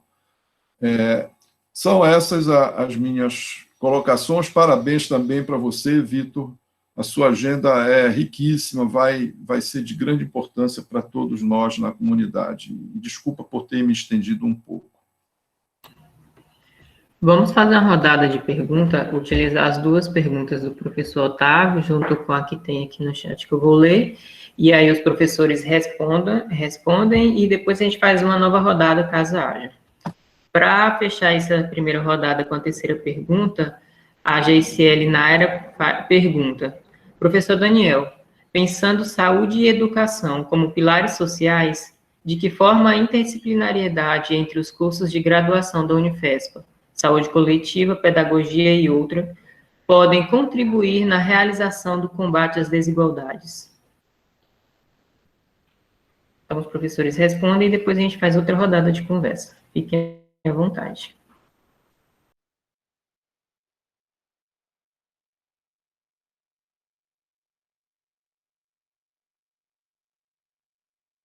Gil, você pode começar? Posso. Estou esperando aí a orientação de nosso grande líder, né? Ouvir qualquer palavra elogiosa do Zé Otávio é sempre algo muito bom, né? Porque o Zé, enfim, né, é o grande responsável pelo desenho institucional que a gente tem hoje no curso de economia e também no PPG-PAN, né? Então, enfim, nós temos hoje duas subunidades, né, tão coesa, né, e com uma concepção de funcionamento minimamente coerente. Acho que a gente tem que ser bastante responsável e identificar quem tem construído isso desde o início, né, que é o professor Zé Otávio. Então, agradeço demais os comentários, Zé. E sobre esse comentário que você fez, né, assim, a gente vai fazer algo além do que a matriz de insumo-produto, né, porque a matriz de insumo-produto é uma modelagem. Você trabalha com dados secundários, né, e aí a partir dos dados secundários você roda um modelo. Rodando o modelo você encontra resultados, né, e aí a partir do modelo que você queira rodar, tem uma miríade de resultados possíveis. Você tem os resultados dos impactos intersetoriais, é saber como um setor impacta no outro, né, os impactos do setor para a economia como um todo, ou então você pode ir localizando essas outras informações, né? Como é que esse setor impacta no emprego, né? Como é que esse setor impacta no valor adicionado, como é que é a participação do valor adicionado neste setor em relação aos outros. Ou seja, você consegue de fato fazer um mapeamento estrutural e aí, caso seja interessante, inclusive incentivar a execução de política pública, estimulando esses setores que têm maior capacidade de encadear para frente e para trás, né, a partir das identificações das ligações para frente e para trás, né, os chamados linkages. Então, é uma modelagem extremamente poderosa, muito útil para poder fazer política regional, e diga de passagem, a proposição feita por esse modelo foi pelo EONTF, né? E esse modelo ele foi utilizado como um dos principais instrumentos de política pública na União Soviética.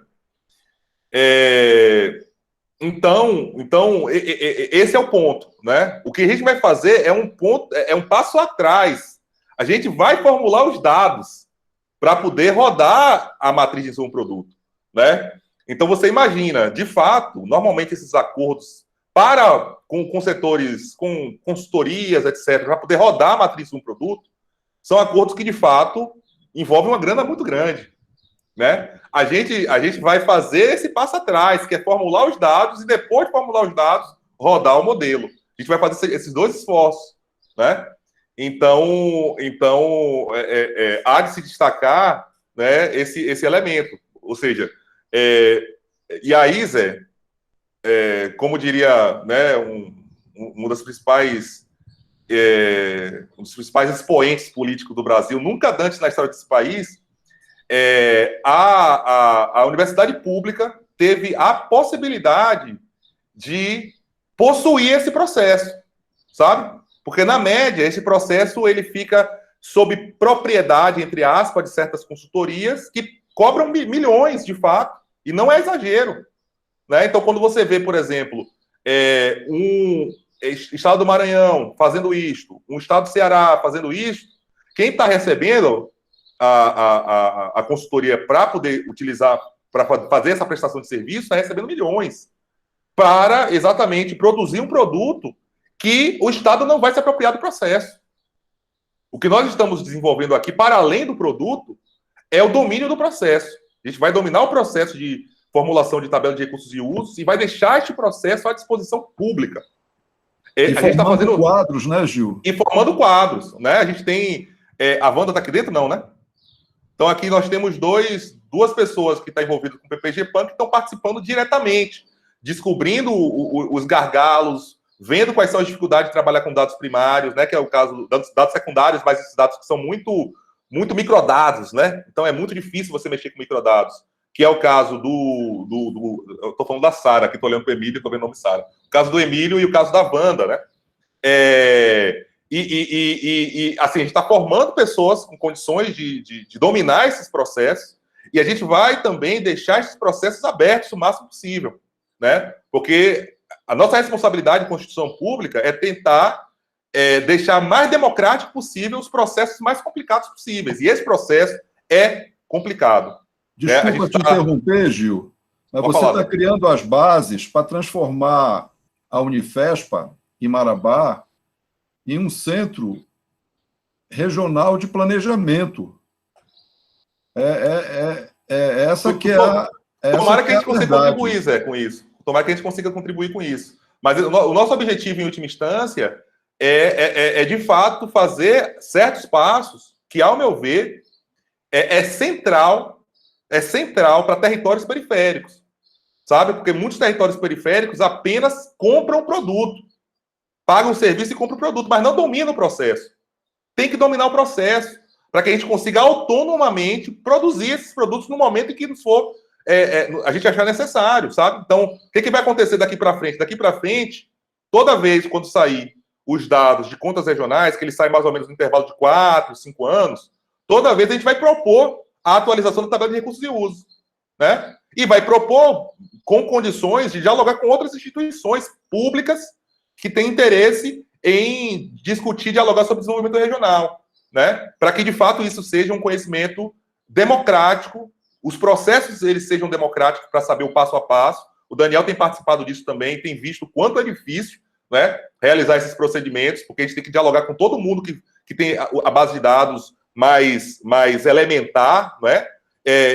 Lidar com o novelo, que é você ter, por exemplo, uma base de dados que a gente tem de notas fiscais eletrônicas, que são dados administrativos, não são dados econômicos. Como é que a gente transforma isso em dados econômicos? A gente está desenvolvendo esse processo, porque isso não está dado, né? Então tem uma série de coisas que a gente está se batendo, né? Mas eu tenho plena convicção da nossa equipe que a gente vai conseguir entregar um produto fenomenal, dominando o processo. Mas não se esqueça de registrar os algoritmos, né? Para não serem Sim. Não, vai ser tudo tintim por tintim. Então, Zé, eu queria deixar falo para não ser depois comercializado por outros que não fizeram o trabalho. Sim. É não, tipo o SIGA-A. O SIGA-A é registrado pela UF do Rio Grande do Norte, né?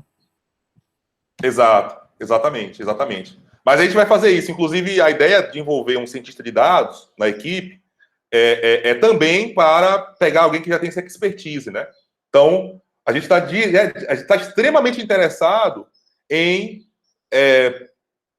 propiciar para o Estado do Pará o domínio desse processo, né? Então, é por isso que a gente faz sistematicamente conversas com a FAPESP, para quem nos financia, mas também quem também está interessado em dominar o processo, né? A gente faz sistematicamente conversas com a FAPESP, a gente faz sistematicamente conversas com a CEPA, que é a Secretaria de Administração do Estado, né? Por causa desse fornecimento dessa base de dados, para a gente dialogar, tirar dúvidas e exatamente dizer o seguinte: nós estamos extremamente interessados em ser parceiros para se apropriar desses processos, desses procedimentos, e não há o menor interesse de nossa parte privatizar, né, esse domínio, esse conhecimento, né? Desculpa aí ter me alongado. Professor Daniel, pode ficar à vontade para responder as duas questões. Certo. Obrigado, Emílio. Então, em primeiro lugar, queria agradecer pelas perguntas colocadas aqui, tanto pelo Zé, como pela GCL e pelo Maclen. Em parte, essas questões que vocês colocam dialogam exatamente também com questões que eu coloco dentro da agenda, né? Então, como eu falei, é uma agenda ainda que está em início, então tem muitas das questões que, longe de tentar respondê-los, porque ainda são questões que se colocam para mim, né? Então, um pouco da pergunta do Zé, eu vou articular aqui com a pergunta da GCL, só para lembrar. A DCL colocou como uma questão aqui no chat, vocês podem até acompanhá-lo também, sobre a possibilidade, né, entendendo que saúde e educação são pilares sociais, de que forma a interdisciplinaridade entre cursos, né, de graduação da Unifespa, saúde coletiva, pedagogia e outros, podem contribuir nessa combate às desigualdades. Eu acho que isso acaba articulando muito também com aquilo que o Zé colocou, né, porque, obviamente, que pelo tempo eu acabei citando apenas um autor, e aí já vi que estava acabando, eu tive que correr e deixei um pouco, ali seria o ponto de partida. Mas e aí eu vou articular a resposta para ti, né? Não a resposta, mas um pouco como eu tenho refletido sobre essas questões, com o que a DCL colocou, né? Quando a gente trata de saúde e educação, a gente abre uma janela de reflexão que é fundamental construir pontes de diálogos com outras áreas, né? Então, além de explorar esses aspectos que dentro da teoria econômica são bem desenvolvidos, né? E aí eu cito o conceito do Myrdal, da causação circular cumulativa. Você traz essa questão das externalidades, que também é um conceito, uma categoria importante para entender esses processos. É fundamental construir diálogo com outras áreas. E um dos conceitos que eu tenho, por exemplo, trazido, e aí disse ele também dialogando um pouco, é um conceito que é muito utilizado na área, no campo da saúde, e na verdade é uma interconexão entre o campo da saúde, o campo da economia e da sociologia, que são os determinantes sociais da saúde, que é entender de que maneira a conjuntura econômica e social, a estrutura econômica e social, ao determinar e condicionar as condições materiais das pessoas, afeta, por exemplo, a sua saúde. Esse é um debate que o pessoal da saúde coletiva faz, esse é um debate que algumas pessoas do campo da sociologia faz, mas, em geral, os economistas, quando vão discutir, por exemplo, a saúde, não trazem esses aspectos. Então, assim, respondendo a Tisa e também a DCL, nesse campo, se estender a desigualdade a partir desses duas frentes, né, no caso específico da saúde e da educação, vai ser fundamental ampliar o leque de instrumentos e ferramentas teóricas, né, para conseguir realmente entender as relações de causalidade e aí sim conseguir identificar o que é o grande esforço, e aí reivindicando a economia política como uma linha para a interpretação desses fenômenos, é entender não apenas as causas aparentes do fenômeno, né? Não quero apenas entender como a saúde e a educação, na aparência, afeta a desigualdade, mas é buscar também nos fatores estruturais. Então, dialogar com o campo de pesquisa, né, fora da economia, vai ser fundamental para conseguir construir esses nexos teóricos para se refletir em relação a essas questões. Então, estou citando aqui, por exemplo, essa discussão dos determinantes sociais da saúde, o campo institucionalista, especialmente o campo institucionalista radical, que dialoga também muito com a sociologia, com alguns campos da economia, também vai ser fundamental, da história, enfim. Então, eu acho que para tentar responder uma questão que é complexa, vai ser fundamental dialogar com esses outros campos. E aí eu acabo vinculando aqui também a pergunta do Macklin, né? Então, vai ser importante esse diálogo, e aí, Gisele, só complementando para a tua pergunta, que você fala se vai ser importante o diálogo com esses cursos de graduação e como eles podem contribuir, é fundamental, e boa parte dessa pesquisa já está sendo construída no diálogo com esses outros grupos, né? Hoje a gente tem um contato um pouco maior com a área da educação, por causa desse vínculo, né, com o PEPET, que eu citei no início, né? Então a gente tem atuado diretamente com tanto atores políticos que atuam na área da educação, como também pessoas que refletem a educação a partir desses espaços de diálogo que a gente tem conseguido construir. E na saúde ainda acaba sendo um diálogo ainda apenas acadêmico, né, especialmente com o pessoal da saúde coletiva, que tem ajudado a trazer algumas reflexões em relação a essas questões. Então, esse diálogo é fundamental exatamente porque, teoricamente, na teoria, né, entender como a saúde e a educação se articulam, né, para determinar, condicionar os processos de desigualdade é fundamental. E aí, complementando com a pergunta do Macklin, que ele coloca, né, sobre os indicadores para mensuração, quais outros aspectos, além do já estabelecido pelas teorias vigentes, você destacaria, né? Então, Macklin, assim, hoje o debate da desigualdade, como eu falei, ele acaba focando muito em aspectos estritamente econômicos, né? Então, alguns documentos que o IPEA publicou mais recentemente, ele coloca que já é um avanço quando a gente começa a discutir a desigualdade regional, não para dizer o quanto a renda de um estado ou de uma região é maior ou menor que outro, quanto a produtividade é maior ou menor que outro, mas, por exemplo, entender essas desigualdades como, por exemplo, quanto o acesso à educação, quanto os índices de educação, quanto o número de leitos de hospitalares, e o Gil pesquisou isso rapidamente ano passado, rapidamente tem pesquisado isso na real, né, por fazer parte, junto com o Vitor também, dos painéis da Covid, dos acompanhamentos, como esses elementos ligados à saúde e educação também apontam e desenham para desigualdades importantes. Só que, como eu falei, o esforço de usar essas novas variáveis já seria um avanço, né? Então, em vez de olhar a desigualdade regional apenas dizendo, ó, a renda, a produtividade, a competitividade são diferentes, eu posso também olhar para isso dizendo, ó, o acesso à saúde, o acesso à educação e diversos outros aspectos, outras variáveis são importantes. Só que essa não é a explicação apenas que seja necessária. Então, É possível avançar usando essas variáveis nesses campos para comparar, então seria uma análise ainda da aparência, mas eu acho que o passo importante é como entender de que maneira essas diferenças no acesso à educação, no acesso à saúde, que estão no nível individual, e essa é uma reflexão muito dos diálogos que eu tenho feito com o professor Giliad também sobre isso, esse é um insight interessante que ele colocou, fazendo uma crítica ao pensamento do Amartya Sen, que tenta fazer uma análise muito a nível individual, mas entender como os fatores estruturais definem, determinam e condicionam para que um conjunto da população, uma parte da população, ou uma região, ou uma parte de uma região, está submetido a condições piores de saúde e educação. Então, ao invés de analisar apenas no nível individual, que já seria um avanço metodológico, né? Quer dizer, em vez de usar variáveis estritamente econômicas, usar outras variáveis para medir e comparar as desigualdades, entendendo elas como fatores importantes,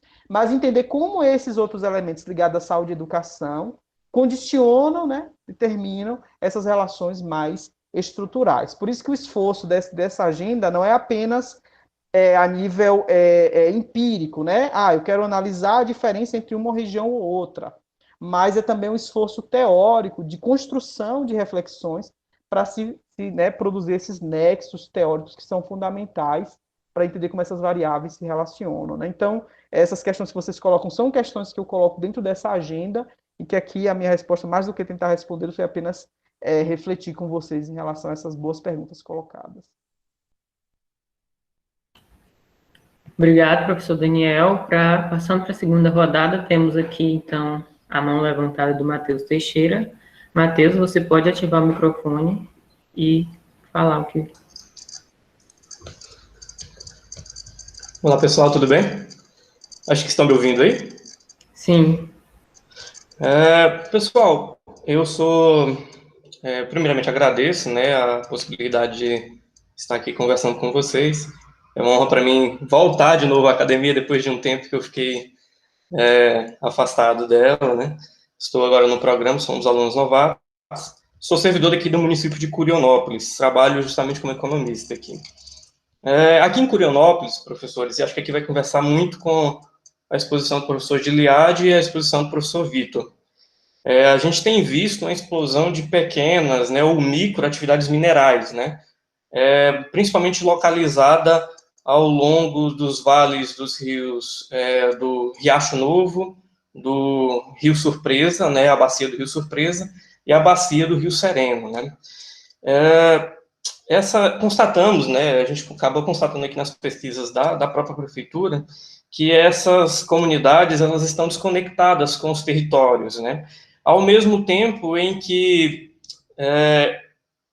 elas alteram radicalmente o território, a configuração do meio, né, pois constroem novas povoações, né, deixam passivos socioambientais, os vales desses rios que eu citei, estão extremamente degradados, né, pela atividade mineral.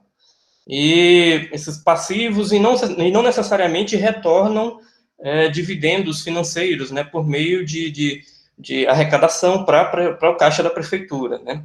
Essas comunidades recém-formadas às margens dessas atividades minerais e desses rios, né, não se ligam com nenhum território, né, não se ligam com Marabá, não se identificam, melhor falando, né, quando a gente pergunta sobre elas, eu não me identifico com Marabá, eu não me identifico com Paraupebas, eu não me identifico com Curionópolis. É uma comunidade que ela atribui à organização dela um fator eminentemente econômico. Elas não conseguem nem mesmo se identificar dentre elas, entre os próprios componentes dessa comunidade.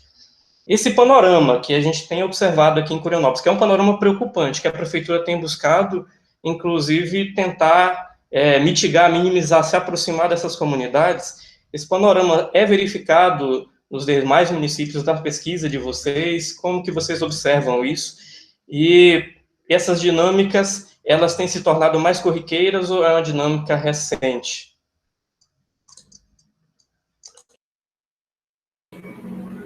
Obrigado, Matheus. Mais alguém tem algum comentário ou questionamento? Se não, passamos para os professores responderem. E também já peço que, após responder a questão, já podem fazer as considerações finais, visto que não tem mais nenhum comentário. Professor Vitor Gil, quem quiser iniciar. Quer começar, Vitor, dessa vez? Falei muito na outra. Você que sabe. Tá. Pode começar. Não, Matheus, eu acho que você relatou, né, de uma experiência local, o que é a história de espoliação desse país, né? Obviamente, com especificidades do período histórico, né? Mas se tu pensar, se tu regredir, estudar, né, como você deve ter feito isso no curso, a história econômica do Brasil é marcada muito por isso, por territórios que têm uma perspectiva de exploração local de algum produto de ordem primária, né, seja ela da agricultura, da pecuária ou da mineração, nesse caso, e que a vinculação é com algum território externo, não é com o território próximo, e muitas vezes, né, obviamente que hoje menos, mas no passado muito mais, sem inclusive o respeito à norma, à regra, né? Então a vinculação, né, local com o global, né? Porque o mercado muitas vezes desse produto, ou a maioria, a grande maioria das vezes desse produto, não é o mercado local nem nacional, né? É a exportação para algum outro país que está financiando, né, esse tipo de atuação. Então, com quem se vincula esse território, provavelmente tem alguma dessas vinculação, né? E a identificação, aí, isso também é uma problematização, né, que eu não sei exatamente o que você está querendo dizer com isso, com quem que esse território se identifica, né? Aí, se é culturalmente, se é economicamente, se é relação de fluxo, de troca de mercadoria, de insumo, né? Mas isso, com certeza... Oi.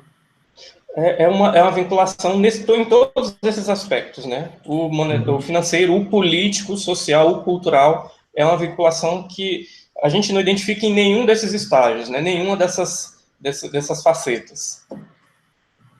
Certo. Inclusive, não sei se é esse teu problema de pesquisa, né? Mas é uma ótima pergunta essa, porque deve haver, né? Obviamente que não vai ser, com certeza, pelo que tu já está adiantando, algo que é exponente, né? Que é visto, como o Daniel falou, na aparência, né? Você tem que investigar, com certeza deve haver alguma vinculação, porque o insumo para essa produção, com certeza, não é produzido em Florianópolis, por exemplo, né? Vem de algum lugar, né? Esse produto vai para algum lugar, então existe algum tipo de vinculação aí, né? Que aí, obviamente, você tem que investigar para identificar como é que se dão essas relações, né? De poderes, enfim, dependendo do rumo que você quiser dar. E se isso é recente ou não, não é, né? Isso é desde que o Brasil, desde que o 1500, né? Ou 1530, quando resolveram morar aqui, né? O branco português, né? Porque isso é a história do Brasil, né? Você relatou aí sinteticamente algo que não é exclusivo de Florianópolis, né? Pelo contrário, é a história desse país e se expõe muito, se identifica muito ainda nessa região especificamente do Brasil, né? Na região norte. Obviamente que há ainda pontualmente aqui ou acolá, mas a região norte é ainda, né, a região que mais se identifica a esse tipo de uso, apropriação, espoliação, né, do território, né? Então, eu acho que você tem aí um campo muito bacana de investigação, porque você tem aí, né, um processo histórico para contextualizar, né? Existem concepções, né, teorias que vão te sustentar para você fazer essa investigação, e tem um problema para ser investigado, como você bem colocou. Né?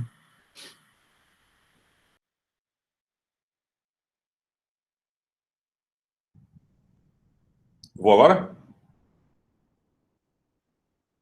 Tá. Matheus, qual é o minério que é explorado nesses territórios? Você sabe de cabeça? Professor, é principalmente o manganês, né? Esse território, ele é um território rico em manganês, e ele tem causado problemas de toda sorte, né? Essas comunidades, elas têm migrado de um município para o outro, têm formado novos vilarejos, assim pode-se dizer, e esses vilarejos, eles não têm conversado com a administração, são vilarejos que falta tudo, né, para eles. Falta uma escola, falta um posto de saúde, não falta... E quando você vai até lá, aqui as pessoas são um pouco desconfiadas. Em Curionópolis, quando a gente fala de mineração, geralmente você fala da Serra Pelada.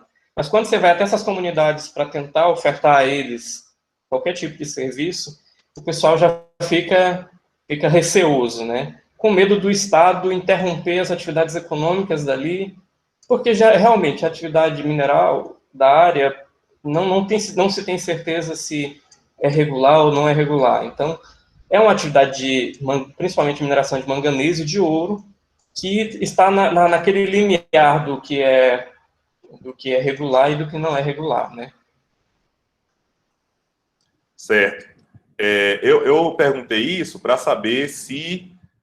porque assim, né, a literatura tem uma separação que está cada vez mais fluida, né, entre indústria mineral e mineração artesanal, né? Só que está cada vez mais fluida, porque quando você vai ver o que é chamado de indústria artesanal, chamado garimpo, né, a inversão em capital que esses chamados garimpos têm implementado é uma quantidade absurda, né?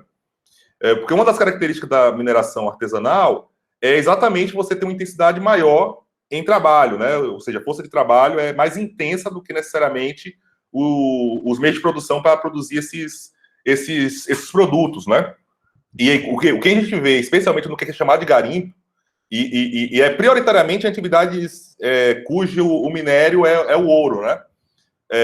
E tem algo próximo também no manganês, né? Mas no manganês você tem atividades que são mais reconhecidas como industriais do que no ouro, né? No ouro você tem mais atividade de garimpo, chamado garimpo, né? Do que no manganês. É importante localizar o seguinte, né? E aí, para a gente identificar e sempre tentar fazer essa apreensão, né? De pegar o caso, mas identificá-lo numa regularidade, né? Para que a gente consiga fazer ciência, de fato, né? Localizar o manganês como um recurso estratégico, né? O manganês ele não é apenas um recurso natural qualquer, ele é um recurso estratégico. Então, se você vai, né, nos elementos que esses principais países colocam, né, como recurso estratégico, toda estratégia que é desenhada para ele, o manganês está dentro dele sempre. Por quê? Porque o manganês é fundamental para a indústria siderúrgica, né? A indústria siderúrgica não tem qualquer funcionamento minimamente eficiente se não tiver aquisição de manganês, né? E aí, nesse sentido, que de fato a província mineral de Carajás tem este desenho de centralidade para o processo de mineração no mundo, né? E aí, quando o Vitor coloca essa resposta, né, do debate sobre esses processos sistemáticos de acumulação por espoliação, né, que a gente vê e vislumbra sistematicamente na Amazônia, isso não é apenas produto de um interesse individual, mas isso tem elementos estruturais muito fortes, né? E são esses elementos estruturais que a gente tem que, de fato, conseguir perceber e conceber para, inclusive, refletir por que é tão difícil estabelecer elementos normativos que regulem o funcionamento das atividades, né? Porque quando você vai lidar, por exemplo, com precificação, onde é que esse produto é precificado? É a partir das suas próprias condições de produção? Não. Esse produto é precificado na Bolsa de Mercadorias de Boston ou na Bolsa de Metais de Londres. A precificação acontece em um cenário onde sequer as prefeituras têm qualquer ingerência, né? Quem é o mercado consumidor disto? Certo? É onde você tem uma forte produção siderúrgica. Hoje não está no Brasil, né? Então, o mercado consumidor onde você tem forte produção siderúrgica, do ponto de vista emergente, é a China, mas você sempre teve a Alemanha liderando esses processos de revolução industrial a partir da siderurgia, Japão e Estados Unidos, né? Que são os principais demandadores de manganês, né?